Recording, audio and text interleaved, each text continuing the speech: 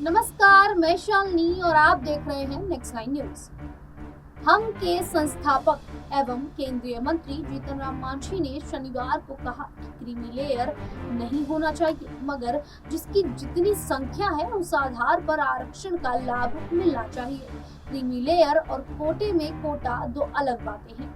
हम भी मंत्रिमंडल में थे, हमारी भी बात हुई है। मांझी ने कहा कि प्रधानमंत्री का निर्देश है कि क्रीमी लेयर नहीं होना चाहिए। यह सही बात है। अनुसूचित जाति में जो लोग हैं उसमें ओबीसी की तरह क्रीमी लेयर नहीं होना चाहिए, लेकिन समाज में कुछ ऐसे लोग हैं जो आजादी के इतने साल बाद भी हाशिए पर हैं। उनके लिए तो व्यवस्था होनी ही चाहिए।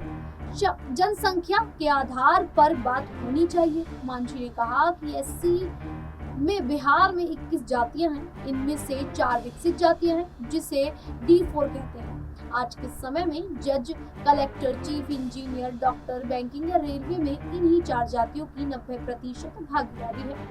केंद्रीय मंत्री ने आगे कहा कि इसके अलावा जो भुइया, नट, मेहतर जैसी बाकी जातियां हैं उनको आज तक आरक्षण का लाभ नहीं मिला है। हमने कैबिनेट में भी कहा है कि इनके लिए अलग से व्यवस्था होनी चाहिए। वहीं चिराग पासवान के सवाल पर मांझी ने कहा कि बाबा साहब डॉक्टर भीमराव अंबेडकर ने तो कहा था कि हर 10 साल पर आरक्षण की समीक्षा होनी चाहिए। इस हिसाब से अभी तक 5 से 6 बार समीक्षा हो जानी चाहिए थी। इस पर वह क्यों नहीं बोलते? बता दें कि चिराग पासवान ने आरक्षण को लेकर आए सुप्रीम कोर्ट के फैसले पर आपत्ति जाहिर की है। उन्होंने कहा कि उनकी पार्टी लोजपा शीर्ष कोर्ट में इसको लेकर पुनर्विचार याचिका भी दायर करेगी।